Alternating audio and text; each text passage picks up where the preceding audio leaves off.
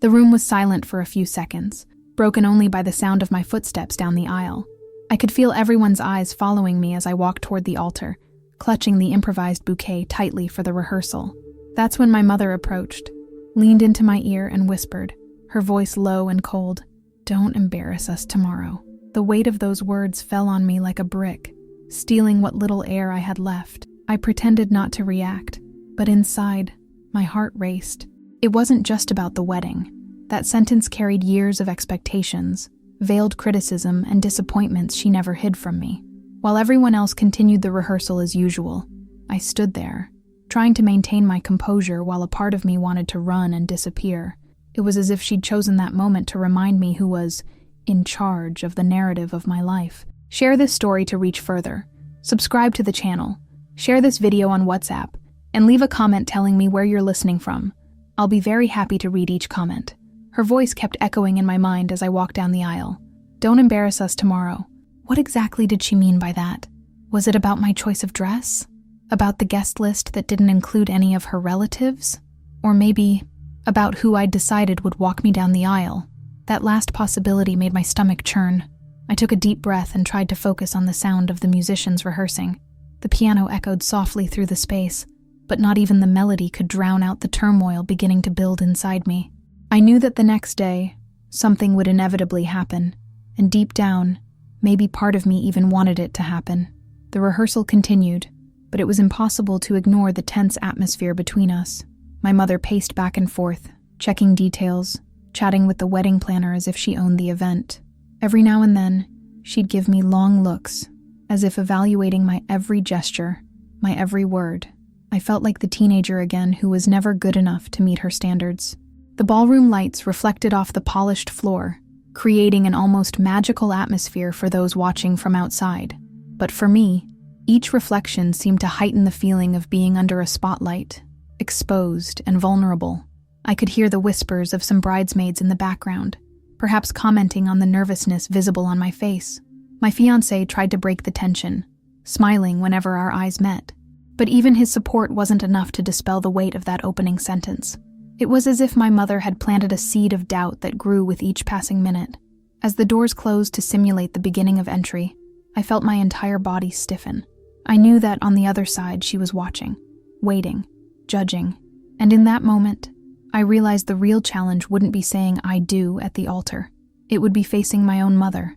Her words in that essay stirred a treasure trove of memories I'd rather keep locked away. I remembered my graduation party, when she commented in front of everyone that I barely made it through the year. I also remembered the first time I introduced a boyfriend, and she greeted him with a polite smile, but later told me he wasn't up to par. I grew up with conditional praise and criticism disguised as advice. There was always a but in every positive thing she said to me. This form of love, if you could call it that, taught me to live trying to prove my worth, always hoping for approval that never fully arrived. And now, there, about to experience one of the most important days of my life, she found a way to turn the moment into yet another test. I felt the weight of all the years I'd tried to please her, and how it had shaped my actions, my silence, and my battle choosing. But perhaps that was exactly why, the next day, I was about to make a decision that would break that pattern. A decision I knew she would never approve of. The topic 3, rehearsing smiles. As the wedding planner guided us through our altar positioning, I realized I was smiling mechanically for the test photos. It was an empty smile, practiced to hide any discomfort. I'd used this smile so many times in my life that it seemed to have a life of its own, appearing whenever I wanted to avoid questions. My mother, sitting in the front row, observed every detail. Sometimes she'd chat with someone nearby, but her eyes always returned to me. I could feel the emotional distance between us, even though we were only a few feet apart. It was as if we were playing a silent game, in which neither of us wanted to give ground. My fiancé discreetly held my hand, squeezing it lightly, as if to say, "I'm here." This small gesture was a reminder that, at least, I wasn't alone on this journey. But I also knew that for him, the tension between my mother and me was uncomfortable to witness. The rehearsal continued, but each step I took seemed to bring me closer to an inevitable choice. And strange as it seemed, I began to feel a kind of calm emerge amidst the chaos. Maybe because, deep down, I had already decided that I wouldn't back down. During the pause for sound adjustments, my mother came over to me. Her elegant dress swayed slightly as she approached. She stopped just inches from my face, and, with a smile only those who knew her could decipher, said, "Tomorrow is an important day for all of us. Don't ruin it." It wasn't a request, it was an order.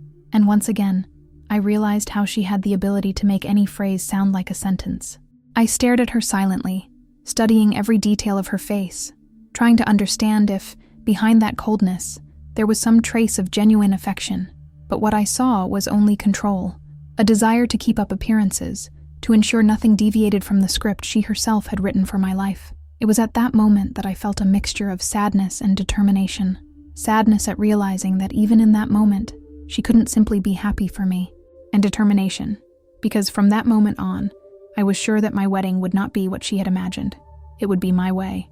As the rehearsal drew to a close, everyone dispersed for the informal cocktail reception prepared for the guests. I wandered off to a quieter corner of the room. The reflection of the lights on the golden walls made me wonder what was to come. My mother chatted animatedly with some relatives, as if nothing had happened, as if she hadn't just dropped a weight on me that only I seemed to feel. It was there, alone for a few minutes, that I made a silent promise to myself. The next day, when everyone was standing, waiting for me to enter, I would show her, and everyone, that I didn't need her approval to be happy, that I could make my own decisions, and that I was no longer willing to live under the shadow of the fear of disappointing. I felt a strange calm spread through my body. It wasn't anxiety anymore. It was focus. I already knew exactly who would walk down the aisle with me and the impact it would have. And as much as I imagined the shock in her eyes, a part of me smiled just thinking about it. The game had changed, and now I was in control. When I got home that night, the silence felt thicker than usual.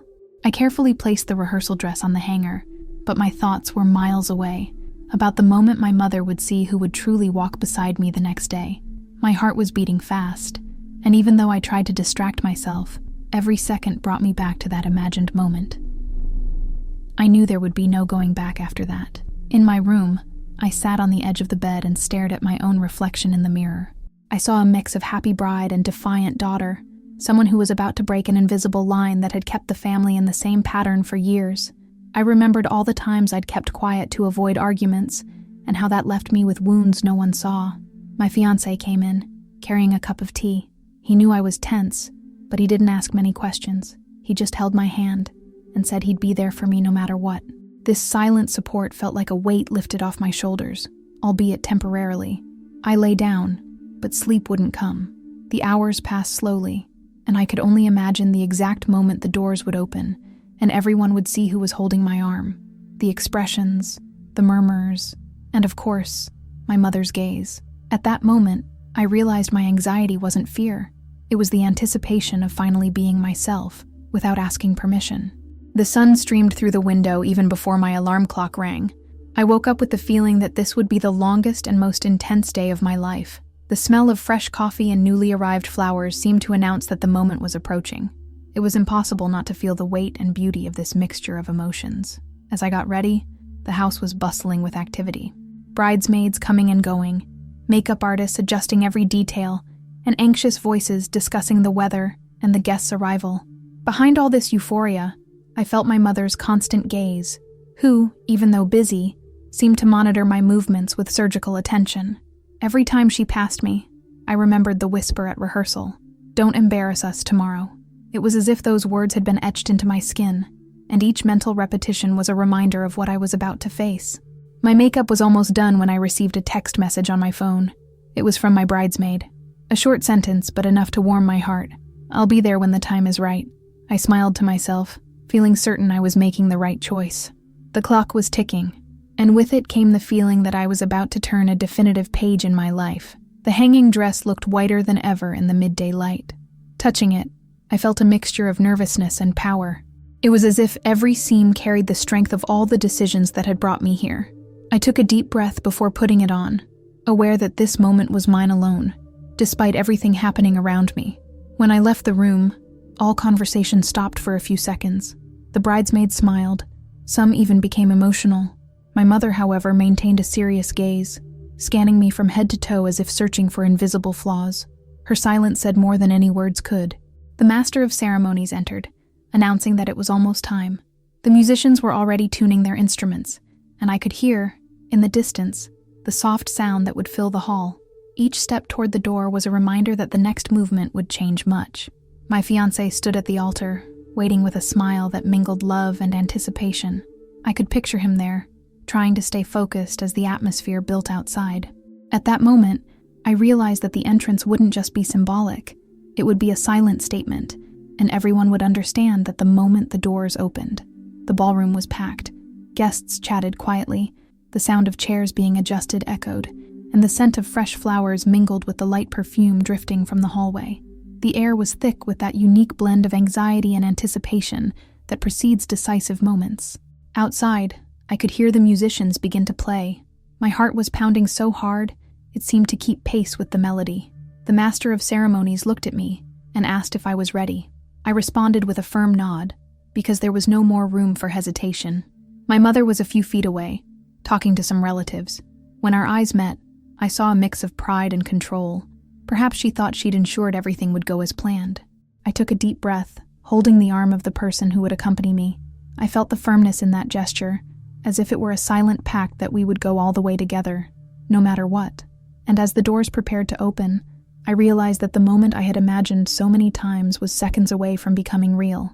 The doors slowly opened, revealing the bright light of the room, and all the faces turned toward me. For the first second, I saw only camera flashes and curious smiles. The next, I noticed their expressions changing as they saw who was next to me. Murmurs began to spread through the room. My mother, in the front row, froze. Her eyes widened for a moment, and then her expression darkened, as if trying to maintain her composure. But I knew that look. It was the look of someone who had just lost control of the narrative. Each step I took seemed to carry a weight, and at the same time, a new lightness. It was as if the solid floor of the hallway was the stage for my liberation. The murmur grew louder, but I kept my eyes on my fiancé, who was smiling with a warm glow. It was as if, in that moment, only the two of us existed, and even without saying anything, I knew everyone understood. That entrance wasn't just about a wedding, it was about freedom. The hallway seemed longer with each step, as if time had slowed down for everyone to absorb what was happening. I could see open-mouthed faces, a few hurried whispers, and glances seeking to understand my choice. Each reaction was like a silent record that I had just broken a collective expectation. My mother wouldn't look away. It was as if she were trying to read my mind, searching for any sign of regret. But all she found there was determination. The same determination that kept me going through months of comments, insinuations, and attempts at control. The arm at my side remained firm. The warmth of that presence reminded me that I was not alone in this act, and that there was someone willing to walk with me, even in the face of any resistance. It was a silent, but profoundly powerful force. The musicians played with more intensity, perhaps unaware that they were amplifying the emotion of the moment. Each note echoed through the hall, as if it were part of the narrative I was writing. And inside me, a certainty grew. That was the point of no return, and I didn't want to go back. As they approached the altar, the hubbub began to die down, until silence filled the space. It was a silence charged not with discomfort, but with pure attention. Each person seemed to be waiting for the next gesture, the next word, as if they knew something important was yet to come. My fiancé greeted me with a smile that conveyed pride and support. His hand held mine with a firmness that said, without words, that he was with me through every decision, every battle, every challenge. I looked back at my mother. She was serious, but her eyes held a glint I couldn't decipher.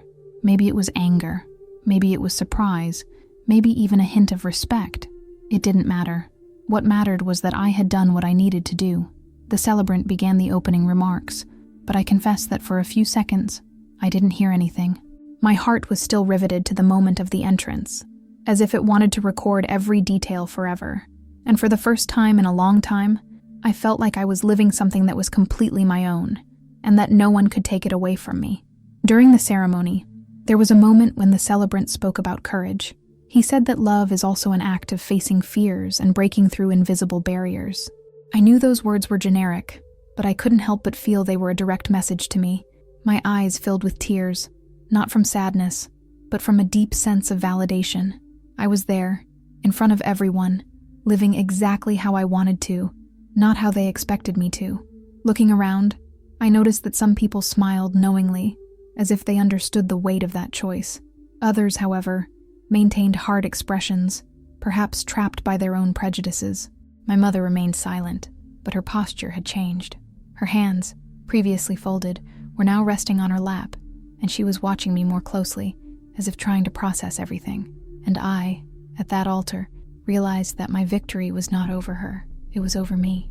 After the vows, as we signed the documents, I noticed my mother approaching. Her gaze didn't carry the same weight as before. There was something different, a mix of surrender and respect. She didn't say much, just placed her hand over mine and said softly, "You look happy." Those words, simple and unexpected, were more impactful than any apology could have been.